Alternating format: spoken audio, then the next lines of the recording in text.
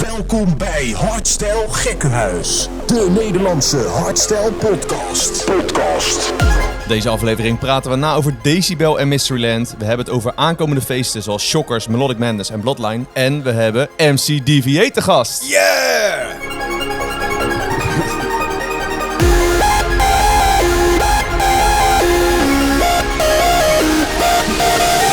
Hier zijn Thomas en Brandon. Ja, een zeer goede middag en welkom bij aflevering 18 van Hardstyle Gekkenhuis, de podcast voor de hardstyle liefhebber. Of je de muziek pas net ontdekt of dat je al een hele tijd in de scene zit, zoals onze gast van vandaag. Ja. Deze podcast is voor jou. Ik ben Brandon. Ik ben Thomas. En elke 2 weken kun je ons horen op dinsdag op Spotify, op Apple Podcast of zien op YouTube. Hallo. Hoi. Hi. En als je nog niet geabonneerd bent op een van die kanalen, doe dat dan gelijk even, want dan krijg je een melding als er een nieuwe online komt. En vandaag wederom een gast. En we zijn vereerd dat hij midden in de festivalzomer tijd heeft kunnen vrijmaken voor ons. De stem van vele festivals. De stem van Donkey Rollers. En nog een aantal andere acts en heel veel featurings. En vooral onze eerste MC als gast in Hardstyle Gekkenhuis. MC DV8. Yes, ja, dankjewel. Ik ben blij dat ik hier mag zijn bij jullie mooie podcast. Want volgens mij doen jullie best wel goed, toch? Nou, het gaat, we klagen niet. Het gaat hartstikke leuk, eigenlijk. Gaat leuker dan dat wij eigenlijk hadden voorspeld. Oké. Zeker. Dat is altijd goed. Ja, toch? Ja. Zeker. Ja. Eindelijk onze eerste MC. Heb je wel eens naar Hardstyle Gekkenhuis geluisterd? Ja, stukjes, moet ik zeggen. Ik heb die met snippets. Ja, en ik heb die met Thijs, heb ik wel voor een heel groot stuk gezien. Ja. Want die heb ik op YouTube bekeken. Oh, maar, heel goed. Ja, toen had ik ook zoiets van, dan ga ik er ook maar eens naartoe. Ja, leuk. Nou, superleuk. Hier ben ik. Ja, superleuk. 1,5 week geleden stond je op Decibel. Ja. Over Decibel gaan we het straks nog even hebben. Op vrijdag en zaterdag hostte je de mainstage. Hoe was dat? Decibel is altijd een soort van, hoe zou ik het zeggen? Het is in Brabant, dus voor mij is het een soort van thuisfeestje. En de sfeer en de gezelligheid en de saamhorigheid is op Decibel, altijd van een hoog niveau, zeg maar, te vergelijken met Defcon. Ja. Maar het is echt, mensen komen ook van heinde en verre. De setup is iets anders. De camping is iets meer in de bossen. Je hebt er huisjes bij. En ik vind Decibel altijd een van de hoogtepunten van de zomer. En dat was hij dit jaar ook weer. Dus. Oké, vet. Ja, wij hebben wel eens gehoord van een van onze luisteraars. Defcon is de mooiste en Decibel de gezelligste. Nou ja, dat kan wel kloppen. Defcon is ook wel gezellig hoor. En zeker. En Decibel is ook wel mooi. Maar ik vind het altijd... het is kiezen tussen 2 kinderen. Als je gaat vragen welke je het mooist vindt. Ja. Ja. Maar het heeft allebei... Voor mij zijn ze allebei gelijk. Oké. Ja. Nou, het zag er weer super tof uit. Nou, we gaan het zo dus even over hebben. Laten we naar de inbox gaan. Ja, shout-out naar ons. Wordt hier gezegd door Laura. Vind het mooi om te zien hoe jullie ons kennis laten maken met de persoon achter de muziek. Nou, we hebben er nu ook eentje bij ons natuurlijk. Al veel inspirerende verhalen gehoord en er zullen er vast nog wel meer volgen. Ga zo door, mannen. Nou, we hopen dan vandaag met jou, Peter, dat we... maar het zijn mooie complimenten. Ja, toch? Die Zeker. kun je in je zak steken. Ja, precies. En we gaan met Peter, met DV8 ook nog een extra opnemen. Dus dat was een kleine teaser, maar die komt volgende week uit. Ja. Waarin we helemaal op zijn carrière gaan induiken. Maar goed, daarover later meer. We hebben ook een bericht gekregen van Mandy. Want Mandy zei, hey Hardstyle Gekkenhuis, mega leuke podcast, super interessant, al het nieuws en al de leuke rubrieken. Maar ze had ook een vraag. Ze kwam op de socials een video tegen van de set van Job Jobsen en Kiki op Lowlands. Mm-hmm. En zij hebben een Lowlands versie gemaakt van Showtex FTS. Samen met Willem van de Opposites als stem. Wat vinden jullie daarvan? Je hoort FTS natuurlijk vaak op allerlei feesten, maar hier hebben ze wel echt een eigen versie gemaakt. Nou ja, we hebben hem als het goed is... even geript van Instagram of zoiets, denk ik. Komt-ie. Willem gaat op het podium komen en hij gaat live op zijn manier uitleggen wat Lowlands voor hem betekent. Wordt echt, ik heb gewoon helemaal... Kijk, ik krijg kippenvel. Ik krijg kippenvel. Ja, het is echt crazy. En het is 32 graden, moet je nagaan. En samen zijn we alles wat de maandag mist. Dus ja, ik leef voor de nacht. Ik leef voor dit weekend. Ik leef voor Lowlands. Ik leef voor Lowlands, baby. Kom op, let's go. En let vooral op de kick, hè. De kick... Lowlands, baby. En dan moeten we opletten op de kick, omdat het gewoon het origineel is. Ja, Terwijl normaal, dit is het, je hoort vaak een soort techno-edit. Je hebt de Reinier Zonneveld remix, heb je volgens mij nog. Mhm. Peter, wat vind jij van deze Lowlands edit? Nou, je hoorde dan denk ik niet het hele verhaal wat ervoor dus zat. Nee, ja, als ik dit zo hoor, dan heeft hij er alleen Lowlands in geplaatst. Ja, ja. Dus de rest letterlijk vertaald. Nee, hij heeft Ja, alles... hij had wel ook veel vertaald, maar ook al wat eigen Lowlands dingetjes aan toegevoegd. Ja, nou ja, kijk, als het werkt en de mensen gaan los en hij kan de boodschap die hij wil vertellen, dan heeft hij het heel goed gedaan volgens mij. Ik moet hem eens eventjes helemaal gaan luisteren. Ja. Ik heb daar wel ooit een carnavalsversie van gemaakt, hè? Ook van ditzelfde praatje. Ja, was dat NHS? NHS, ja, Neuk het systeem. Neuk het systeem. Ja, en volgens mij heeft onze vriend Jason Payne ook, Ja, al die ook heeft eens een keer iets de meegedaan. boerencall edit. De boerencall precies. edit. Ja. Ja. Wat vind jij ervan, To, dat op zo'n festival als Lowlands, wat echt iets heel anders is dan Defcon. Nou, de enige overeenkomst is dan het terrein misschien. Maar... Ja, ik weet het niet. Eigenlijk weet ik het gewoon niet wat ik er precies van moet vinden. Ik vind het leuk dat ze... Tenminste, ik vind het knap ook sowieso dat je een andere tekst erop kan verzinnen. Ja, en eigenlijk, dit kan je denk ik niet... Ja, je zou het misschien ook op Defcon kunnen doen. Zo'n heel verhaal over Defcon. Maar weet je wat het is? Maar dan... Ja, maar het verhaal van Showtek past natuurlijk al bij Defcon. Ja. Ja, maar ik heb wel eens optredens van de Opposites gezien op Pinkpop bijvoorbeeld. Ja. En dan komt daar ook gewoon... Dus er wordt wel meer een beetje gecross-exchanged. Ja. Ja. Dus, dat is ook alleen maar goed hoor. Ik vind het een ja. soort reclame voor hardstyle. En als het crowdgoing dingen zijn, als het gewoon als je die dus daarmee het vuurtje aankrijgt. Dat is dan wel weer het leuke daarvan inderdaad. Ja. Ja, maar wat we er echt van vinden, ze moeten het gewoon doen als zij denken dat het leuk is. Gewoon doen. Ja. Als zij denken dat het leuk is, maar jij vindt het dus niet leuk. Nou ja, dit moet je niet op Defcon doen, vind ik. Het is sowieso niet het Lowlands verhaal natuurlijk, maar wij willen gewoon het origineel wel weer eens horen. Ja. Toch? Ja, vind ik maar er is volgens mij nog nooit een Defcon geweest zonder sinds die plaat uit is. Nee. Zonder Dat denk ik is ook niet. Nee. Zeker niet, zeker niet. En misschien zelfs steeds meer, want het lijkt wel alsof die weer in populariteit helemaal Ja, groeit. precies. De techno is weer een soort van de early hardstyle weer. Ja, ik zeg altijd tegen vrienden van me, Showtek is eigenlijk nooit weg geweest. Nee. Want die platen van hun, die komen nog gewoon elk festivalseizoen. Ja, tuurlijk. Hoor jij die Altijd. platen nog heel vaak. Ja. Dus ja, dan ben je in principe, vind ik, dan ben je misschien als act weg. Maar de maar muziek, niet draait de zich muziek zelf. niet. de muziek is niet weg. Nee. Nee. Nou, ik kwam ook een beetje over dan naar de techno toe. Ik kreeg een filmpje van iemand op Mysteryland. Die stuurde die naar me toe. En toen werd daar Ruler met Set Me Free gedraaid. Ik denk, wat doet hij nou op de hardstyle stage? Hij zei, nee, ik sta niet op de hardstyle stage. Ik sta gewoon bij de techno stage. Ja, dat vind ik dan weer gek. Want dan denk ik van, dan weet techno gewoon niet wat ze willen zijn. Dan willen ze gewoon een dikke plaat draaien. Nou ja, en bepaalde kicks van hardstyle is ook techno soort jawel, van. dat heb je wel. Dus als je dan bepaalde platen met alleen maar die kicks, dan is het ook een technoplaat op een hoger BPM of zo. Ja, nou. Ik vind het, blijft gek. Ja, ik vind er ook wel eens van. Maar ja. Wat vind je ervan, Peet? Nou ja, soms, kijk... We gaan gelijk de diepte in, hè? Dus maar wacht even. Ja, Kijk, in elk subgenre gaan dingen hebben dingen de neiging om harder te worden. Ja. En dan gaat het iets meer leunen naar dingen die al bestaan. Ja. Dus als jij dan als techno-dj een rawstyle plaatje, omdat je denkt van nou, hier pomp ik ze echt helemaal de tent mee uit. Ja. Dan sta je dus in principe gewoon rawstyle te draaien. Ja. Maar het is niet dat het techno wordt omdat jij toevallig in een techno-area staat. En dat is wel een soort vergissing die mensen maken. Dat Van, is zo. ja, maar dan is het dus vanaf nu techno. Nee. Techno heeft absoluut niet het alleenrecht om te zeggen van, Nee. ja nou... maar in principe is gewoon alle techno van tegenwoordig early hardstyle met een extra trommeltje. Ja, tenzij je de dat is hele... een mooie samenvatting. Vind ik. Hè? Ja, dat is ook ja. mijn mening. Nou, Natuurlijk. met dit verhaal over dat Mysteryland vind ik in ieder geval, mijn mening is dan, oké, hij staat bij de techno stage, maar er wordt een hardstyle plaat gedraaid. Nou ja, dat is mooi. Dan moet je meerdere stages in de gaten gaan houden eigenlijk tegenwoordig. gewoon wel, ja. Dan krijg je een soort van, hoe heet het? Ja. De tweede stage bij de techno draaien is ook nog wel eens hardstyle. Ja. Gaan we daar wel heen? Ja, Zo is het wel. maar op Tomorrowland Mainstage hebben wij onze veel hardstyle. hebben wij hardwell ook wel eens een hardstyle plaatje zien draaien. Dus, Nou ja, we hadden het laatst nog over Zaag wel. Omdat hij met Uptempo afsloot. Volgens mij was het op Tomorrowland zelf. Ja.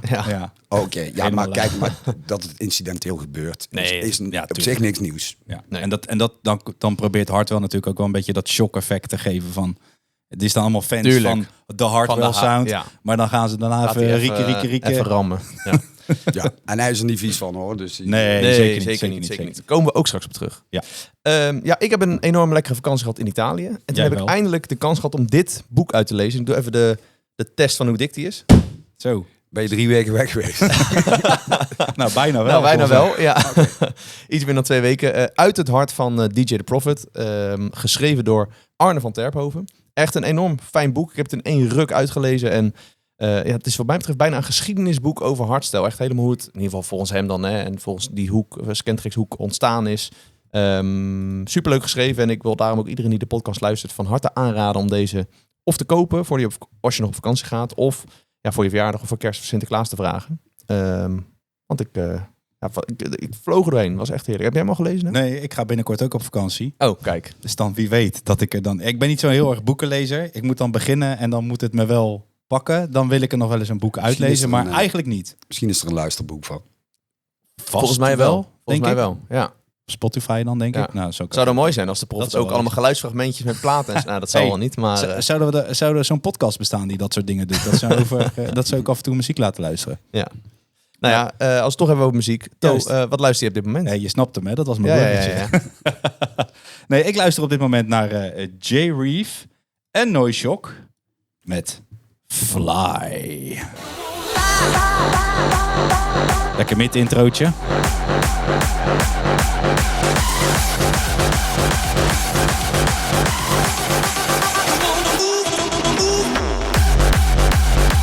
De eerste plaat weer van Noishock sinds 2017 Ja, volgens mij. dat denk ik wel, ja. Ja.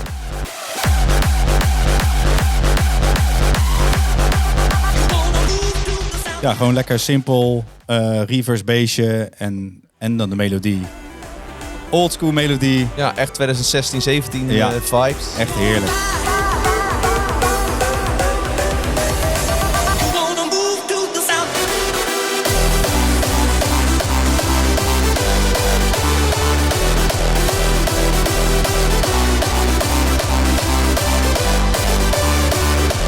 Ja, ook in deze plaat vind ik ook altijd wel vet dat dan die eerste kick, dan komt hij eigenlijk, begint hij, maar dan die eerste kick is er nog niet. Ja. En dan begint hij eigenlijk... Josh en West deden dat veel, hè? Josh en vroeger. West hebben Ja. dat altijd veel gedaan, ja. Vind ik altijd wel kicken. Ja. Nou, Jerry is natuurlijk onze eerste gast in de podcast destijds. En toen vertelde hij ook nog dat Noishock bij hem thuis was blijven slapen in die tijd. Want Noishock komt uit Argentinië. Argentinië. Ja. Ja. Ik heb eens een keer met hem, bij hem geMC'd op Defcon Chili. Oh, ja? kijk eens. Ja, en dat was gek, want wij komen daar in wij komen die tent binnen. Ik had met hem de pick-up vanuit het hotel. En hij was de eerste DJ. Ik moest dan natuurlijk de hele dag hosten. Dus wij zitten samen in die bus. Maar op een gegeven moment kon die driver, die kon het allemaal niet vinden.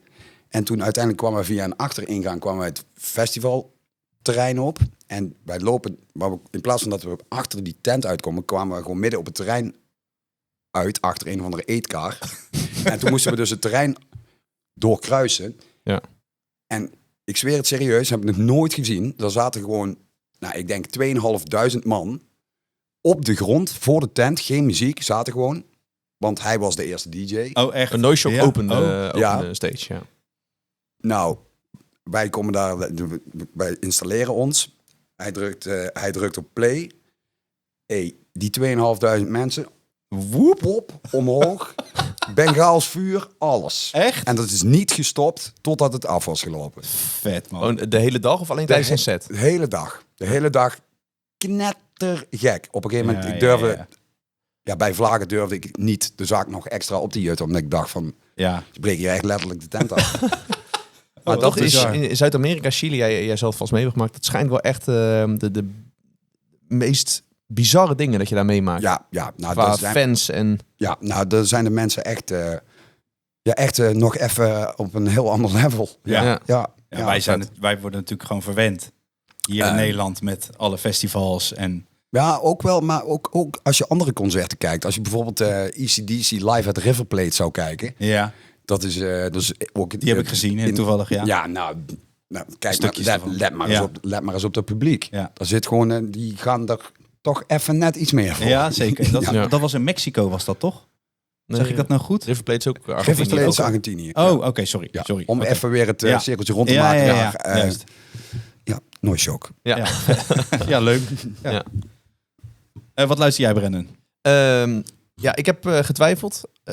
Nou heb ik het voordeel dat ik bij Vers van de Pers ook nog een aantal plaatjes kan toevoegen. Dus ik heb er maar eentje gekomen. Dat is voor mij wel een van de beste, vetste platen deze festivalzomer. Waar het meeste energie in zit. Dat is D-Block en Estefan en Radical Redemption met Moving On.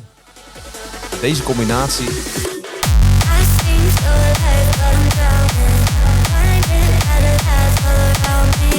Deze kick al in die vocal. Het is, in principe vet, is het zo simpel, maar het is zo goed gedaan.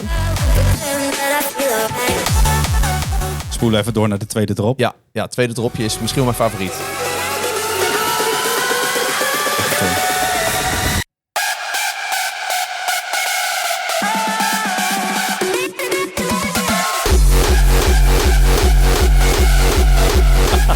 Die kick is bijna een soort zagenachtig. Ja. Maar het is, hier zit zoveel energie in, man. Echt radical. Hoe die erin komt.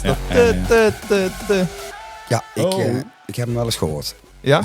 Wat vind je ervan? Ja, ik vind hem heel leuk. Ja, toch? Ja. Sowieso alles wat Diederik en Stefan maken vind ik wel leuk. Dus fucking gruwelijk. Ja. Deze ook.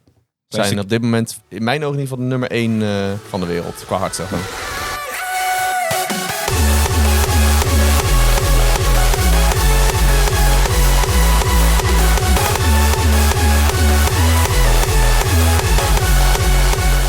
Staan op dit moment wel in mijn top 10 hardstyle platen in 2025. Kijk, die top 10 wordt steeds langer. Ik wou net zeggen. Hey, wist je dat die vocals van Meryl waren? Nee, wist ik niet. Nee. Ja, dat deelden ze toevallig op. Die wel veel vocals doet voor hardstyle platen. Ja, vet man. Ja, dan zijn we bij jou aanbeland, Peter. MC Deviate. Wat luister jij op dit moment? Nou, ik luister heel veel punk rock dingetjes. Dus ik luister zelf niet zo heel veel hardstyle, maar een beetje vrolijke poppy punk ben ik wel van. Okay. Ja, nou, dat is wel mijn denk. Ja, nou dit. Ja, want je hebt een plaatje doorgegeven. Dit is Good Charlotte met The Anthem.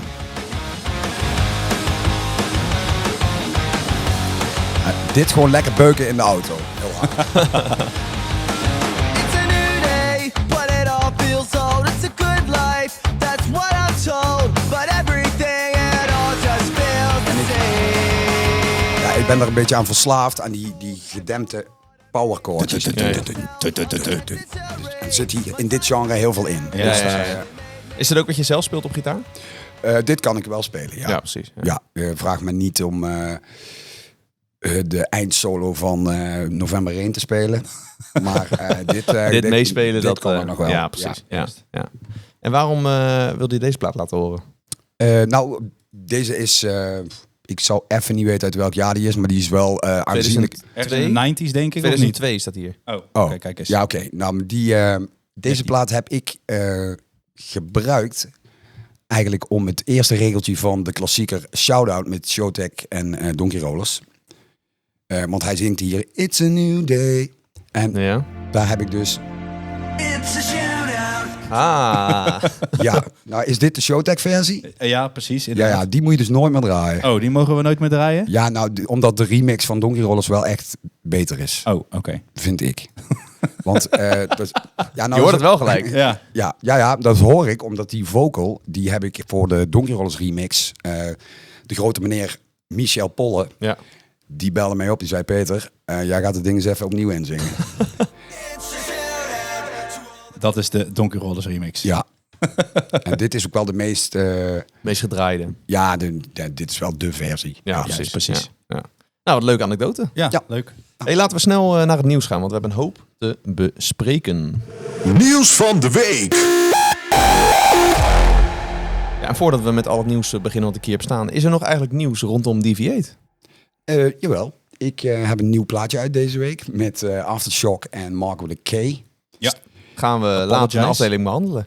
Bij Vers van de Pers. Oh, serieus? Ja, zeker. Daar gaan we het over hebben natuurlijk. Ja, nou, die plaat heeft wel heel lang op de plank gelegen, maar gelukkig is hij er nu. En ik heb met Level 1 een plaat gemaakt. Oké. Reality Revolt. En dat wordt ook gelijk de titeltrack van zijn nieuwe upcoming album.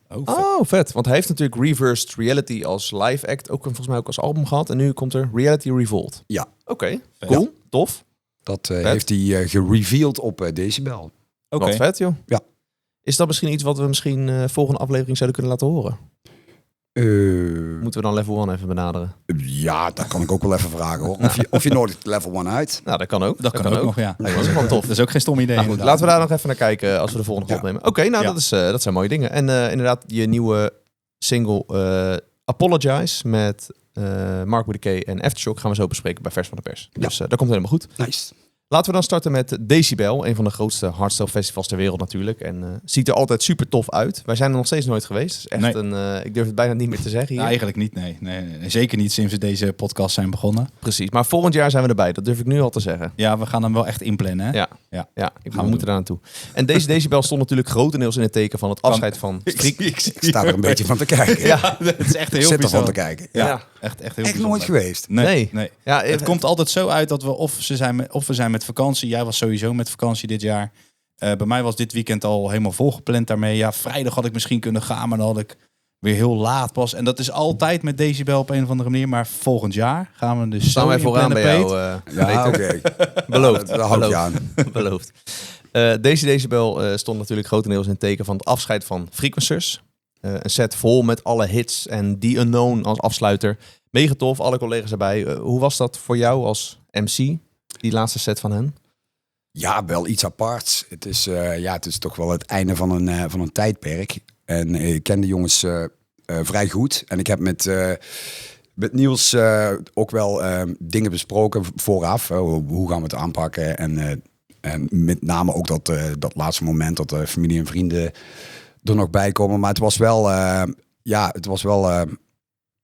hoe zou ik het zeggen? Ja, je begint aan zo'n set en je weet dat het dan echt alles in die set de laatste is. Ja.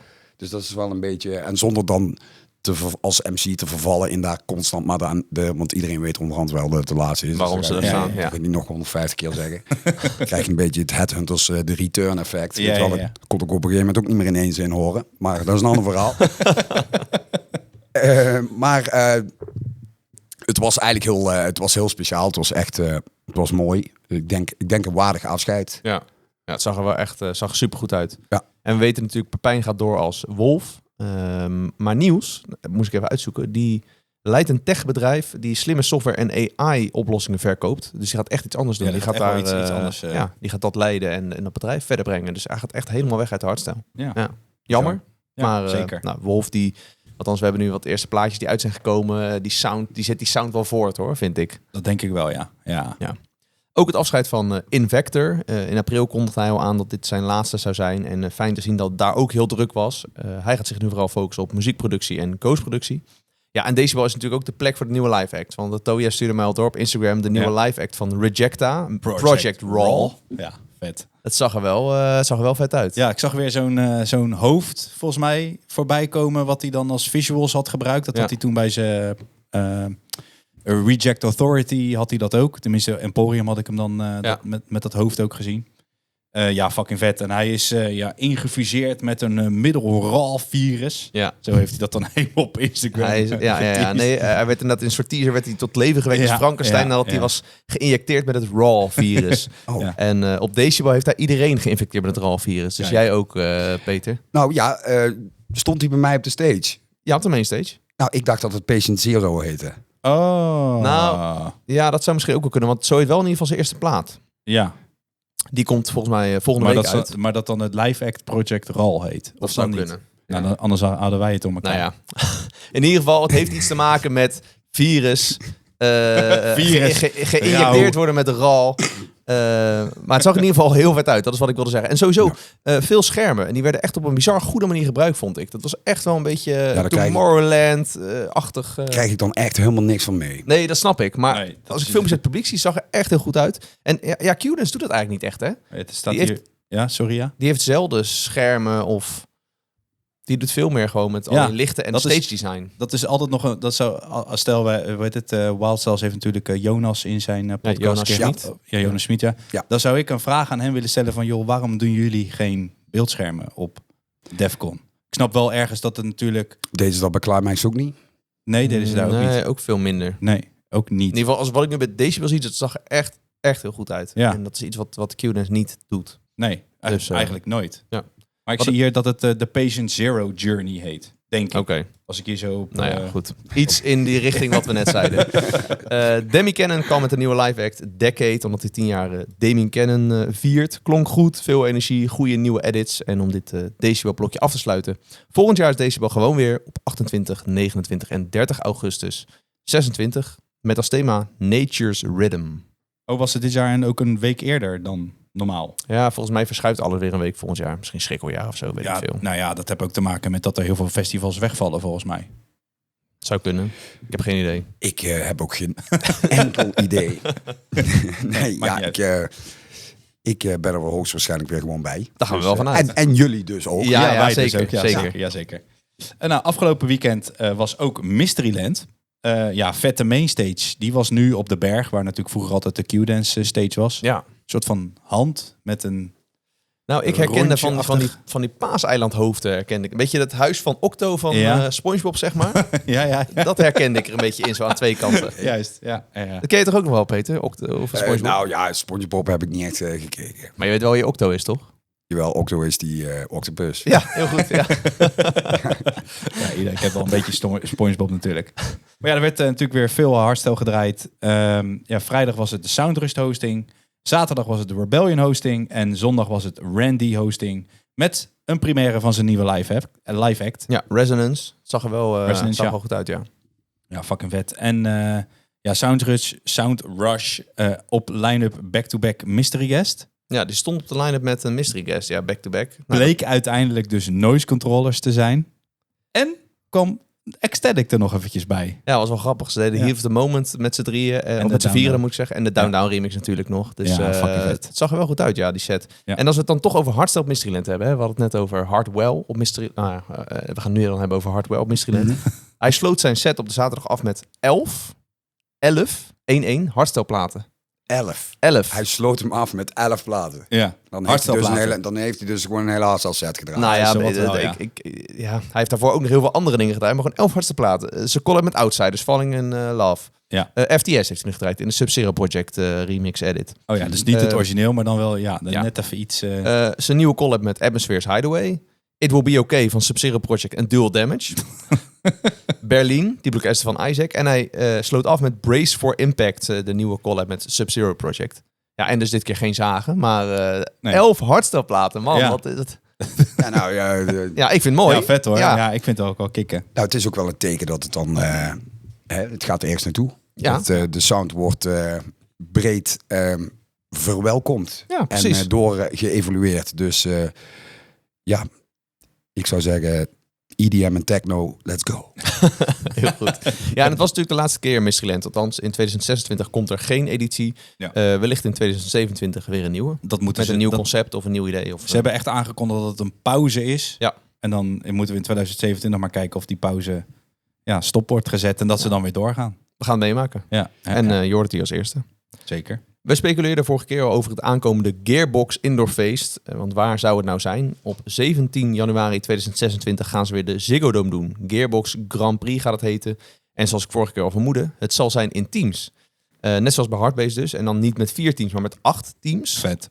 En de line-up staat vol met de hedendaagse RAL. Natuurlijk vriend van de show Bomberjack, Sickmo, de Strikers, Ruler. Adjust zal een nieuwe live act doen. Maar hoe wat bleef een beetje vaag.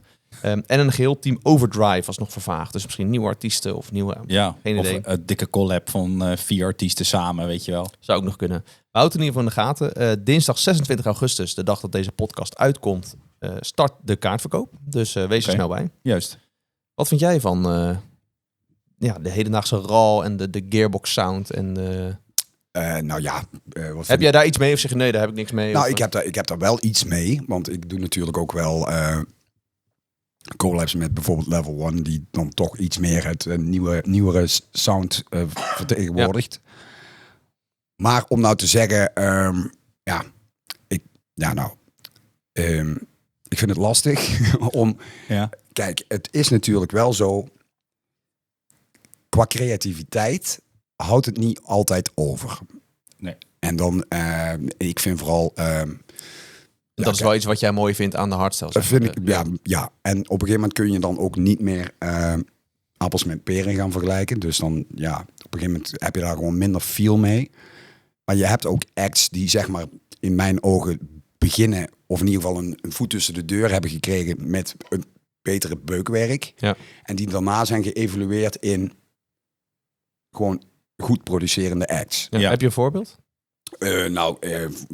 Warface vond ik in het begin echt herrie. Red Dead Redemption, idem dito. Ja. Ja.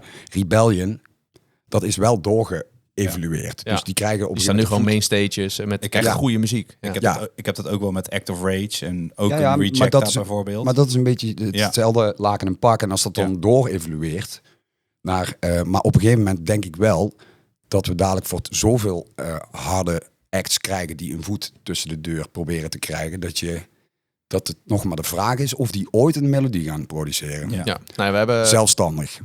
We hebben een tijdje geleden met DJ Bomberjack gezeten, die ook op deze line-up dus staat en die echt wel van het hardere beukwerk is. En die ook zegt van ja, ik vind dit tof, want het werkt op de vloer. Maar hij zegt ja, ik vind ook een Headhunters en die melodieën, dat vind ik wel echt misschien wel het vetste wat er is, zeg maar. Dus Ja. Nou, we proberen hem ook wel een beetje aan te sporen van hey, ga dat dan eens doen of doe eens een derde drop met een melodie of probeer dat Ja, eens. maar soms is het ook gewoon je ding. Nee, dat is ook zo. Kijk, want ik ben een hardstyle artiest, maar ik hou bijvoorbeeld van punkrock en soms op een goede zondag ook van death metal. Maar ja, wil niet zeggen dat ik het dan ga maken. Nee, Nee, dat is ook, dat is dat zo. Dus ook als zo. jij op een gegeven moment goed bent in een bepaald genre of in een subgenre, dan ja, soms moet je je helden laten. Ja, dat is ook zo. Ja, en dan wordt het ook gewoon... Op een gegeven moment wordt het ook gewoon heel erg werk. Van ik moet... Tenminste, zoiets denk ik dan. Want stel, Het kan Je- ook. Het moet weer scoren. het volgende. je passie ligt eigenlijk bij... Ik wil alleen maar euforische hardstyle maken. Maar je bent toch op een of andere manier wat hardere muziek gaan maken. En je bent daardoor doorgebroken. Dan wordt het... Terwijl dan nog steeds op de achtergrond Ja, en je weet je, passie... weet je wat het is? Experimenteren staat vrij. Ja, altijd. Je bent gewoon creatief bezig. Dus als jij dat wel zou willen, dan kom je er vanzelf achter dat je het niet kan. Toch? Dat Ja. is zo. Ja. Maar mocht je het niet kunnen dan, hè? Ja. Dat is ook Dus zo.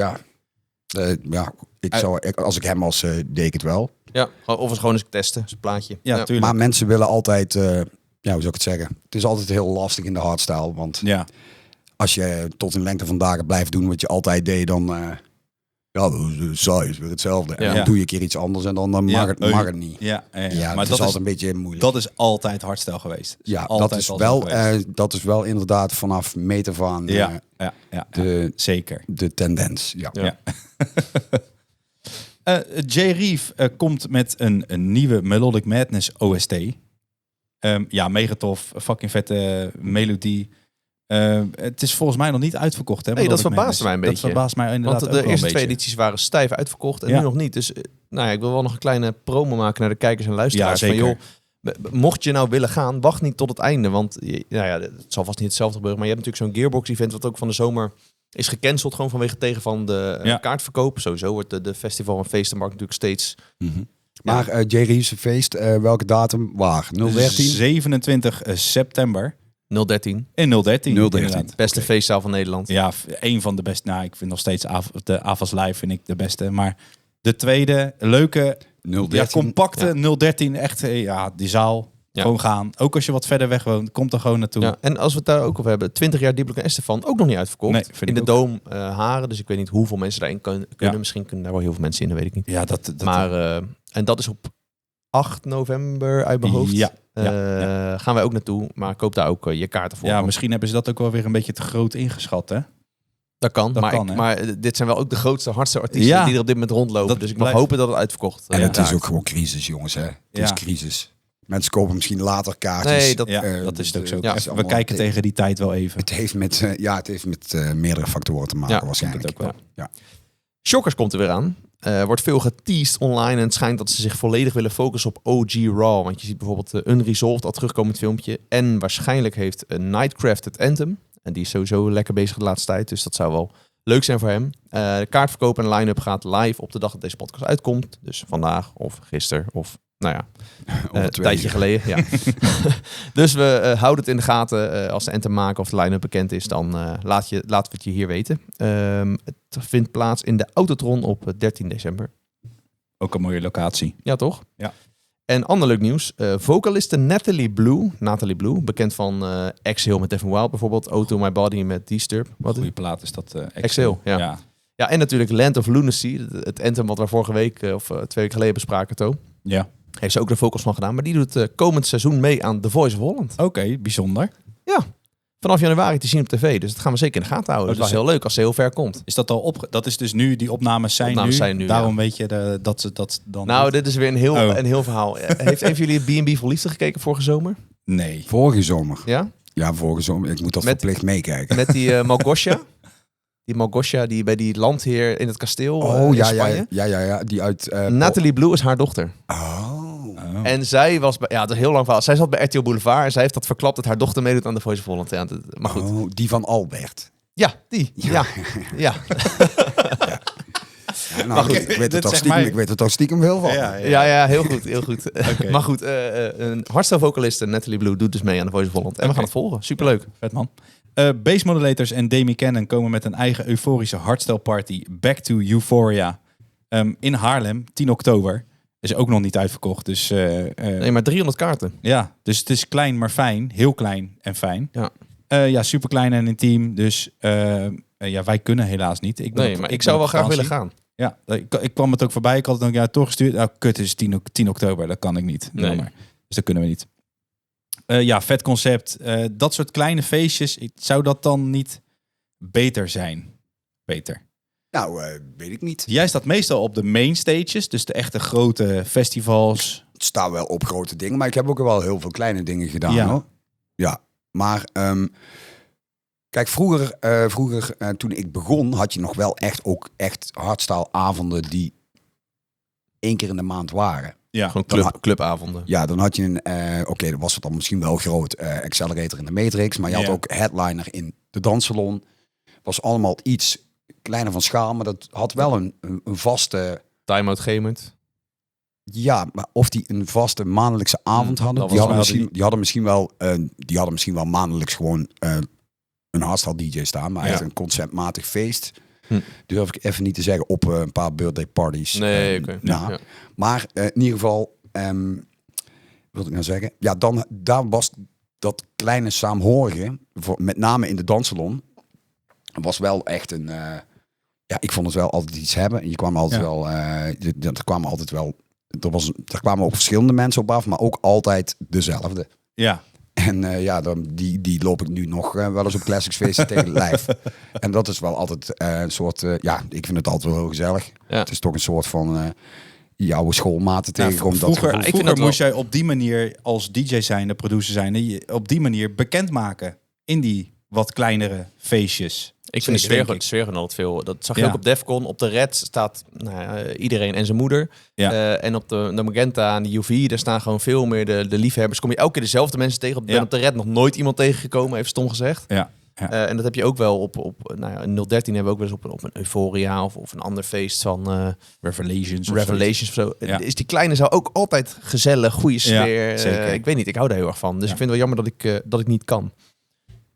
Verder op de line-up nog Noise Controllers, Psychopunk. Kan je niet naar Melodic Madness? Jawel. Dit gaat toch over Back to Euphoria? Nee, dat is een totaal andere zaal. Hè. Dat is niet een dat snap ik. Maar het gaat ook om de intieme sfeer. Ja, sorry. Ik dacht dat je meer de...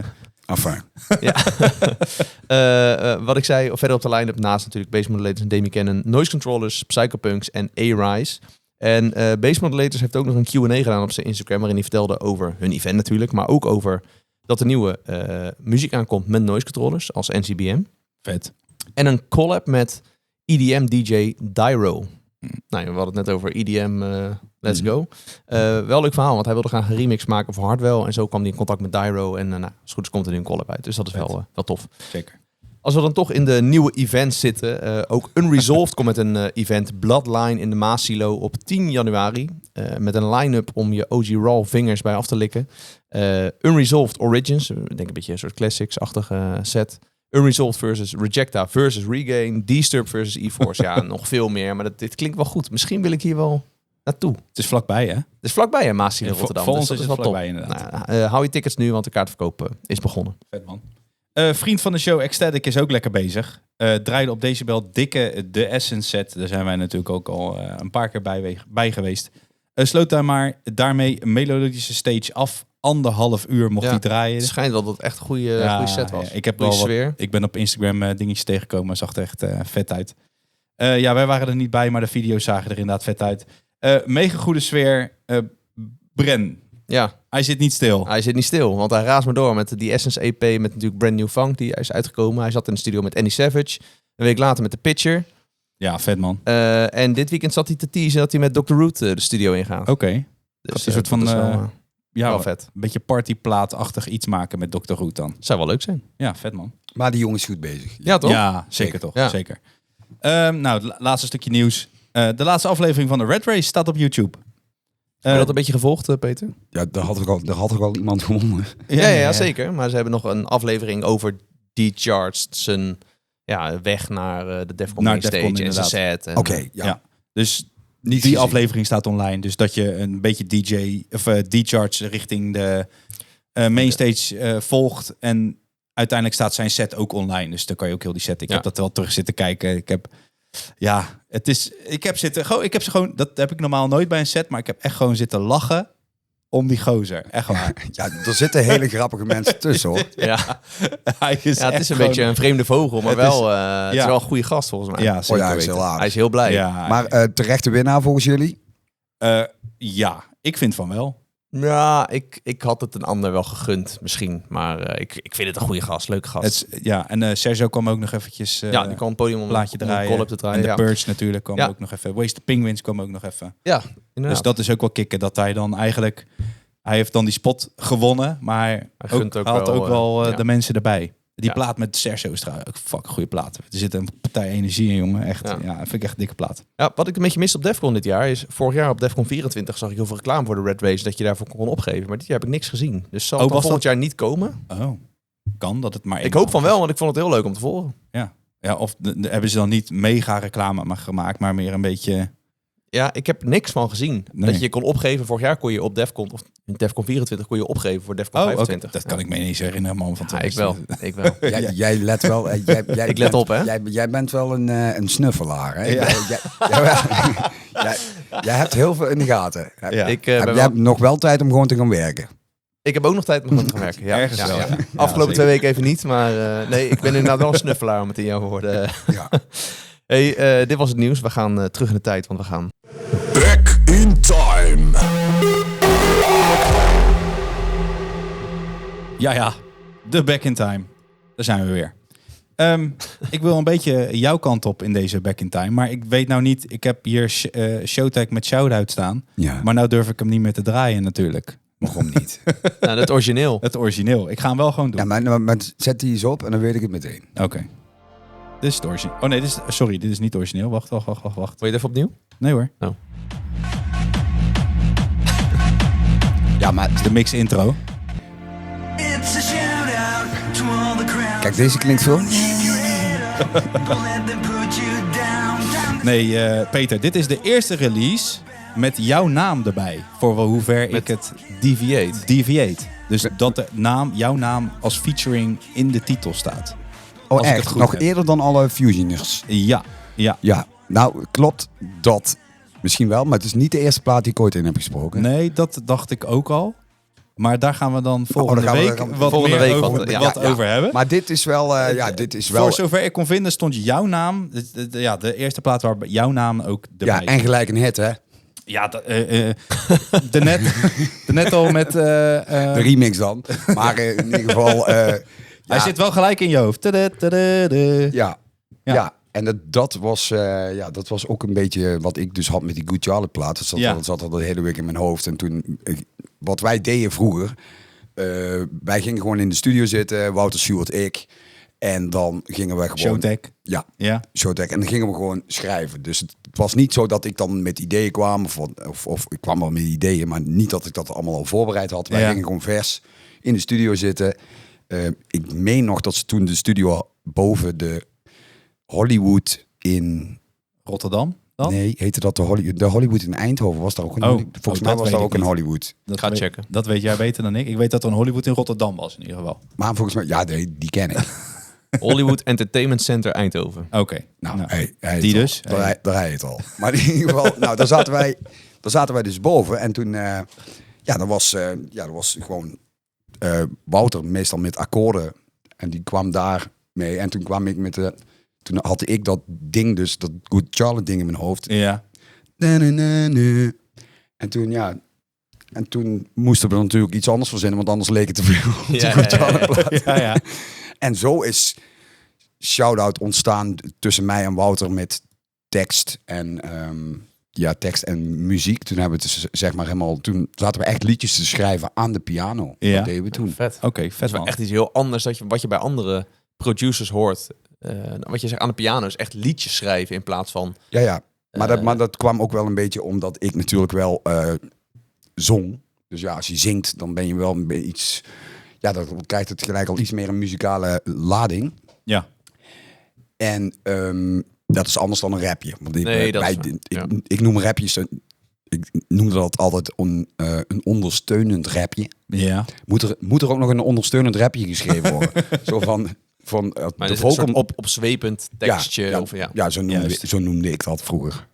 En later is dat iets geworden wat mensen dan de hoek noemden. Ja. Maar ik noemde dat gewoon een ondersteunend tekst. Nou ja, in ieder geval waar ik deze back in time ook een beetje die kant op wil gaan. Nou, ik wil nog heel veel iets zeggen over Shoutout trouwens. Oh, sorry, ja? Want ik ben iets jonger dan jullie allebei. En ik kende deze in eerste instantie niet. Ik kende namelijk alleen de It's the Santa. Ja. De kerstedit. Nou, wil je dat verhaal horen? Ja, heel graag. Kom maar door. Nou, back in the day deed je dus de gebroeders Showtek. En die hadden dus Dutch Masterworks. Ja. Was hun label, was dat. Ja, en de Fusion Boys had je. En ik zat natuurlijk bij Donkey Rollers. Ik deed veel met Sani, dat was Fusion. En ik deed veel met Showtek, Dutch Master. Dus ik zat daar altijd een beetje tussenin te pendelen.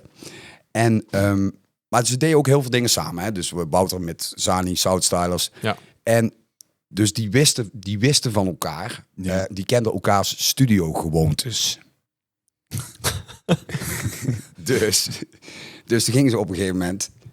Ja, gingen ze op een gegeven moment outtakes over en weer sturen naar elkaar. Bijvoorbeeld als Zani een remix moest maken van een Showtek-plaat, dan wisten hun al. Raoul die gaat er aan de studio zitten en die zet al zijn koptelefoon op en dan zet hij dat volume zo om het allemaal heel goed te horen. Ja. En dan hadden hun daar expres ook gewoon dat ze zelf in de microfoon... Hey, Raoul, zet het ding eens wat zachter. Gewoon keihard. Dus als Raoul dat heel goed aan het luisteren was, dat hij allemaal die outtakes en luisteren al heel. En dan denk ik, pof, keihard in zijn oor die stem van Sjoerd. Maar vice versa deden wij dat ook.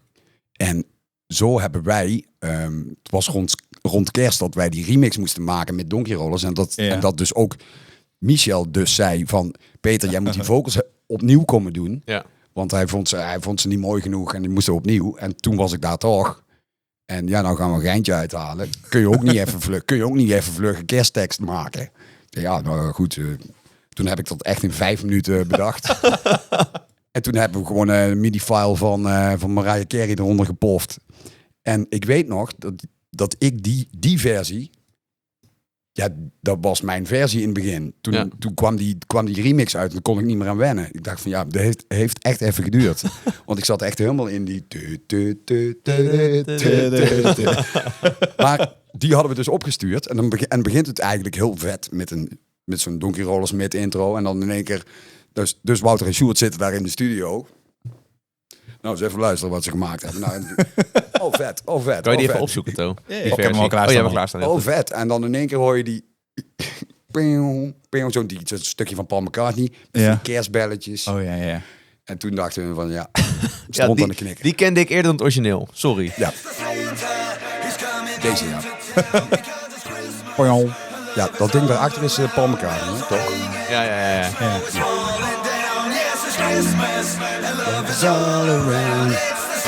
Even een stukje doorspoelen. Hij is later nog wel... Hij is later nog, zei je? Hij is later nog wel een paar keer geremixed door andere mensen. Tenminste, dit melodietje is gebruikt.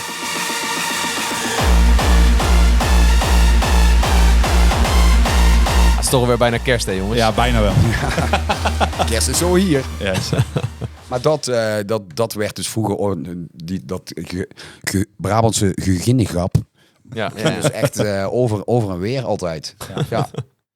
Maar dat is eigenlijk niet waar ik naartoe wilde gaan met deze Back in Time. Maar dat maakt niet uit. Oké, nou ja, sorry. Nee, ik wil even naar 2012 gaan. Oh. Want daar had jij ook Deviate Rocks was daar. Ja. En de eerste plaat, weet je nog welke dat is?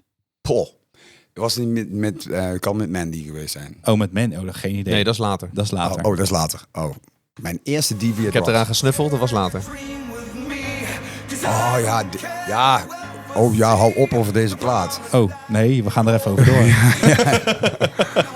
Ja. Heerlijk. Ja, dit is met Joram Ja. Ja.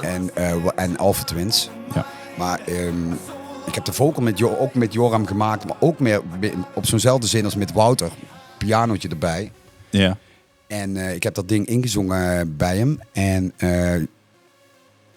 daar was toen een soort demo-versie. En toen zei hij van, ja Peter, ik heb nu wel even genoeg. En dan ga ik er even mee sleutelen. En dan kom je een keer terug en dan doen we Om hem echt in te zingen. Doen we hem echt even helemaal goed. Dat is nooit meer gebeurd. Oh. Dit is dus de demo-vocal. Ja. En die was dus uiteindelijk dan goed genoeg. Ja, Ik had het er nooit aan gehoord. Nee. Nee, maar er zit een lading... er zit een soort van lading emotie in waar ik dan zelf ook nog wel een soort van denk van... Poh, Ja, ik weet niet waar ik het toen vandaan haalde, maar Nee, precies. kan ik dat nog? daarom wilde ik deze plaat Ik vind ook het echt een goede plaat. Ja, nou, ik moet zeggen, ik heb berichten gehad van over deze plaat van collega's zelfs. Die, ik zal geen namen noemen, want het is een beetje privé, maar die een moeilijke tijd hebben gehad. Die zelf zeggen van Peter, die plaat van jou, dat ding. Ja. En heel veel mensen, dit is Ik denk dat heel veel mensen dat hebben met deze dit plaat. is een ja. beetje mijn, ik weet ook niet, mijn pleisterplaat of Ja, zo. ja. Kom, we doen nog even een klein beetje de drop erbij. Ja. and roll me over, cross the edge of my own mind. I'm so lost when I am sober. I gotta leave it all behind.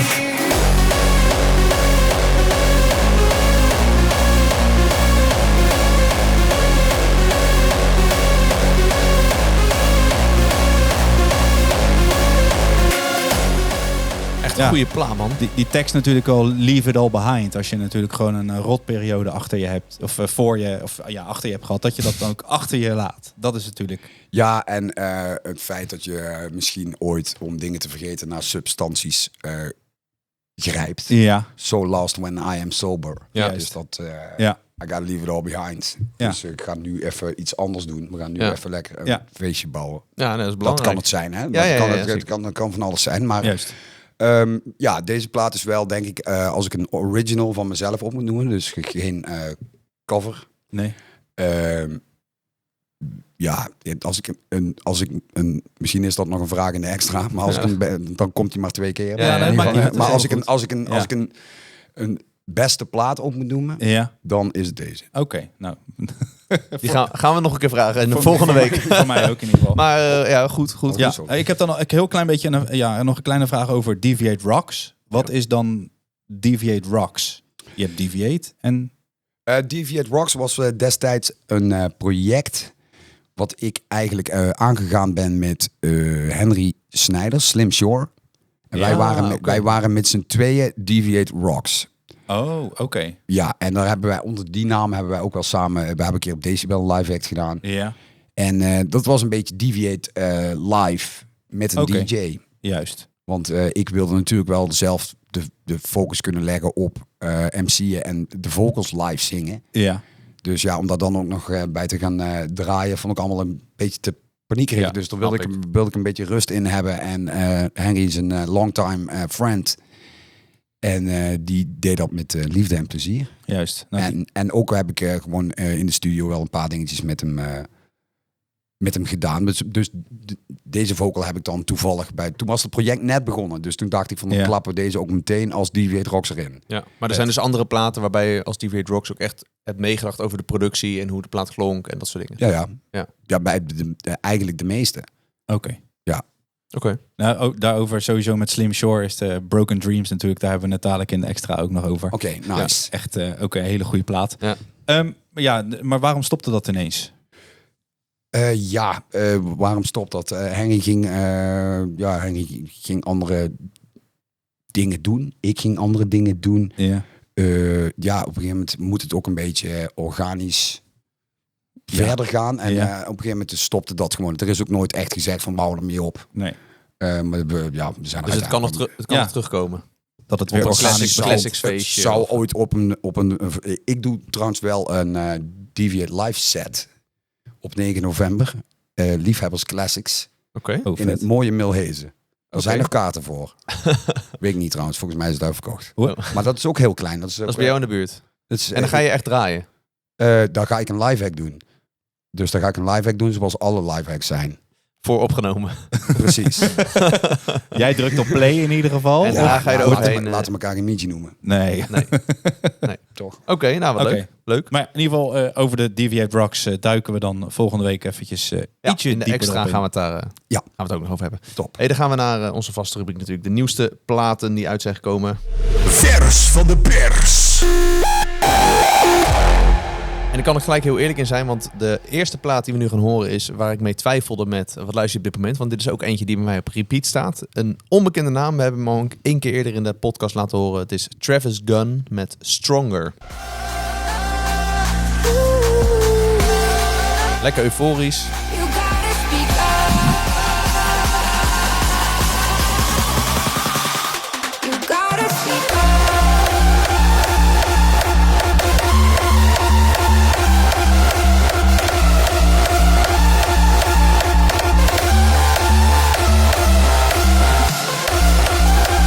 En To, jij als euforische hardstyle lover, jij hebt deze ding nog niet gehoord. Nee, ik heb hem half gehoord, omdat ik wel zag dat hij op een gegeven moment in het ons draaiboek stond. Ik denk, ik ga hem alvast eventjes luisteren. Wat vind je ervan? Ja, je hoort nu niet het hele vocal stukje wat ervoor zit. Dat hoort er natuurlijk eigenlijk altijd wel bij. Zeker bij een goede euforische plaat. En wat dat is dit, een goede euforische plaat inderdaad. Ja. Wat vind jij ervan, Peter, als je het hoort? Is het een beetje jouw ding in Nou ja, hardstyle? ik vind sowieso wel melodietisch heel belangrijk. Ja. Ja, er moet een soort lekkere drive in zitten. En dat zit hier wel in. Ja. Ik ken de goede man nog niet, maar... Nou, ik hoop, Ja, Travis Gunn. Travis Gunn, ik hoop dat, hij snel, dat je hem snel wel leert kennen op de main stages. het smaakt naar meer. Ja, toch? Heel goed, heel goed. Tweede plaat is Face the Day van Jesse Jackson Repulse. Ja, van Inner Circle, hè, waar we het vorige keer ook over hebben gehad. Ja. Die zijn, die blijven gewoon Ja, lekker die blijven bezig. gewoon pompen met platen. breaking and the ground shakes low.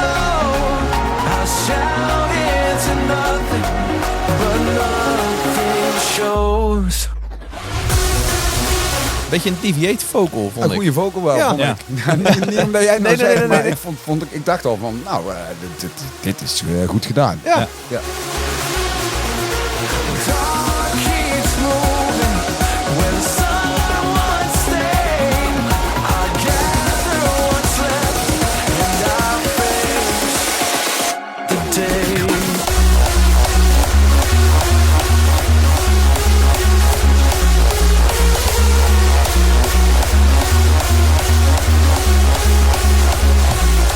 Beetje OG Euphoric is het, hè? Ja. Als je dat niet OG Raw. Nou ja, we hadden het vorige keer natuurlijk Snap je over Xens en Repulse. Ja. Repulse heeft ook weer aan deze plaat gewerkt. Maar Ja. ik begin een beetje fan van die Repulse te worden. Want Ja, hij heeft echt, weer hè? een lekker plaatje. Ja, en heerlijk. hij heeft dan ook die track met Atmospheres Break My Fall. Ook een goede plaat. Ja, en Jesse Jacks, ik weet niet of jullie dat wisten. Het is natuurlijk de voorheen Festuca. Ja, die ken ik Ja. wel eens. Ja, Nu... nou ja, dit is nu zijn Oké, nieuwe cool. naam. En die zit volgens mij ook bij Inner Circle. Maar weer een goede plaat van Inner Ja, Circle. Volgens mij heeft hij die naam al een tijdje, hoor. Ja? Ja, Oké. Jesse Jacks bestaat al een Oké. tijdje inderdaad. Maar dat inderdaad Festuca was, dat weet ik ook even niet meer. Oké. Maar Nou, goed. cool. Volgende plaat. Volgende plaat. Ja, we hebben het al gezegd vorige keer, maar Psychopunks is weer kaal. En dat betekent ook dat hij weer nieuwe muziek maakt. Kijk, heel goed. En hij heeft een nieuwe collab met Wim Hof. Natuurlijk de man die met min 20 in zijn naki een van de hoogste bergen ter wereld. Dat is echt zo. Ja, Wim Hof ken ik. Ja, nee, Wim Hof ken ik. Wat heeft hij ook weer beklommen? De Kilimanjaro? Nee, niet de Kilimanjaro. Ja, maar Wim Hof is er ook van overtuigd dat iedereen in een koud bad kan. En dat je dat gewoon altijd kan. Het heeft allemaal met ademhaling te maken. En weet ik Sorry, hij heeft bijna- de Iceman of Hij heeft zoiets bijna heet het. naakt de Mount Everest beklommen. Oh ja. Met min 20. Ja. Ik denk ook dat iedereen in een koud bad kan. De vraag is, hoe lang blijven we erin zitten? Ja, Ja, precies. precies. Nou, hij zegt Maar dan goed. dat iedereen dat gewoon heel lang kan. En dat Oh, het- zo. Ja. Nou, Psychopunks heeft een nieuwe plaat met Wim Hof. I Am. En Zit er dan nog een specifiek stukje in dat we zeggen van dat is Wim Hof? Of, dat moet je zelf nu even gaan horen. dit is is dat Wim Hof? Dit is Wim Hof. Lekkere stem hoor. And me. Hij kan het wel. Oh, dit is hem denk ik. Together, Juist. we share the greatest power of the universe.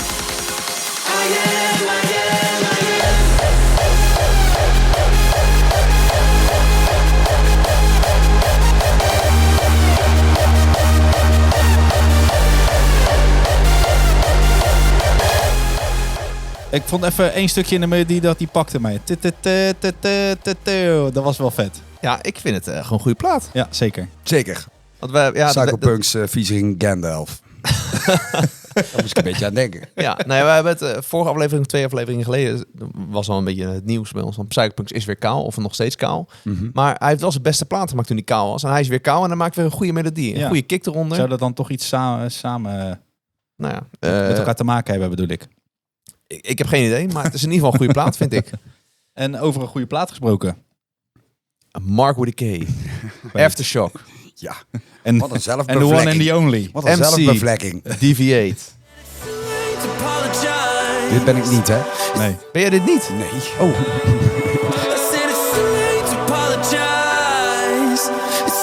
Jij bent dat onderliggende vocaltje, of hoe noemde hij dat nou? de backing vocal. Yes. Ondersteunende rapje.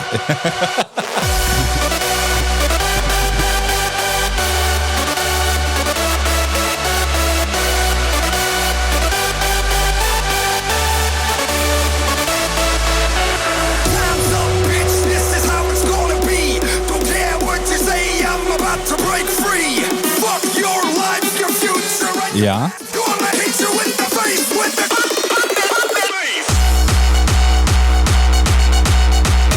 Echt dan, Mark with a K, hè, juist. dit. Ja, dit is echt Mark with a K. Maar ik vind dit wel vet. Ruthless heeft ook een nieuwe jump track uitgebracht. Ik vind dat wel dik.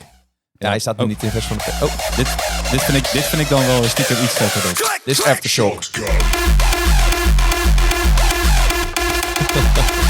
Was jij dan ook shotgun? Ik was niet shotgun, ik was wel klik-klik. Hey, er zit ook een Serieus? melodie bij, toch? Ja. Laat ook even horen.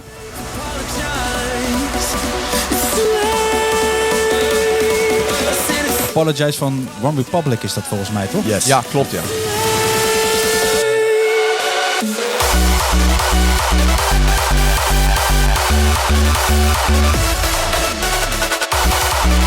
Dikke aftershock kick eronder. Fucking hard. Ook knallen. Leuke plaat. Doe me een beetje denken aan Radioactive. Nou, natuurlijk Mark with a K, dat is natuurlijk... dat Zet zou Mark with a K, zou heel goed kunnen. Ja, precies. Is ook niet zo gek natuurlijk. Maar ja, die heeft 2 jaar op de plank gelegen bijna. Echt waar? Ja. Zo lang? Nou, best wel lang, ja. Hoezo? Weet ik niet. Dingetjes, ja, soms blijft iets. rechte Ja. dingetjes. Sowieso clearance misschien, maar ik weet er het fijne niet helemaal van. Maar het kan altijd zijn dat een bepaald project geparkeerd wordt of op een of andere reden op de plank belandt. En dan kan het allemaal net iets langer duren. Ja. Juist. Oké. Laatste plaat. van dit blokje. Act of Rage, Delusion, Close My Eyes. Oh jee.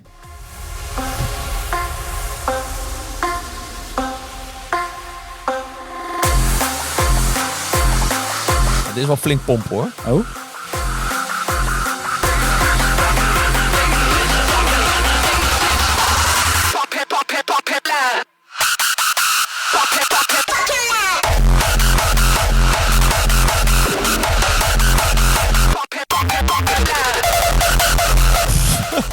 Ja, nou ja, dit vind ik dan wel lekker. Ja, ik ook ja. Er zit wel veel energie in ieder geval. Nog een drop erbij.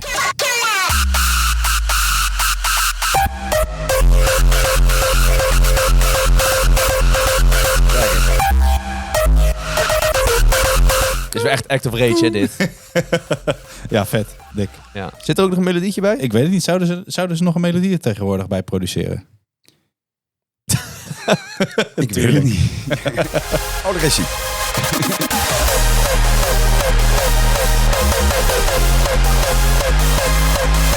Ja, of je hem ooit wil horen. Deze melodie is wel echt ondergeschikt aan de mid-intro's. Daar is deze plaat wel echt voor gemaakt. Denk het wel, maar wat jij zegt, dit is gewoon lekker. Dit is gewoon energiek, dit is gewoon pompen, dit is gewoon losgaan. Draai dit op een feest en het gaat gewoon los. Zeker weten, zeker. We hebben natuurlijk allemaal muziek laten horen en wil je al die muziek terugluisteren. Ook de rammer van Deviate, Mark with Kane, Aftershock. Dat kan natuurlijk in Hardstyle Gekhuis, de playlist op Spotify. Hierin verzamelen we alle platen die we bespreken. Leuke tip voor jou voor de terugreis straks. Zet hem even aan in de auto en dan... Ja, ga ik zeker doen. Top. Ga ik zeker doen. Ja. Dus alle platen die we ook in de back in time en ook wat luisteren op dit moment. Ja, zullen we dan ook de Good Charlotte, The Anthem, komt die er dan ook gewoon in? Dat gaan we nog zien. Dat gaan we nog zien of iedereen. Nou ja, wel toch? Ja, nee, is ook zo. Hey, Peter, thanks. Was superleuk om hier te hebben voor aflevering 18. En we gaan nog een extra met je opnemen. Ja. Al een paar keer geteased over heel je carrière, alle hoogte- en dieptepunten. En die komt volgende week dinsdag uit. Dus abonneer je snel op Spotify, Apple Podcasts of YouTube. En volg ons ook op Instagram en TikTok. Dan mis je niks. En YouTube? Dat zei ik al. Oh, zei je al. Maar ook Let je wel op YouTube. als ik wat zeg. Ook YouTube. Oh, ook YouTube. Oké. Ja, ik vond het een bijzondere eer om hier te mogen zijn, jongens. En, mooi. Veel succes met de toekomst. Dat komt Dankjewel. helemaal goed. En Tot volgende week. tot volgende week. Ja. En tot Decibel, zou ik zeggen. Ja, Oh, dat sowieso. Dat We sowieso. zien elkaar eerder. Ja, dat denk ik ook wel. dat hoop ik ook. Iedereen bedankt voor het luisteren. En tot volgende week. Ciao, ciao. Joejoe. Doei. Dit was Hardstyle Gekkenhuis. Hardstyle Gekkenhuis. Wil je niks missen? Volg ons op je favoriete podcastplatform of Instagram.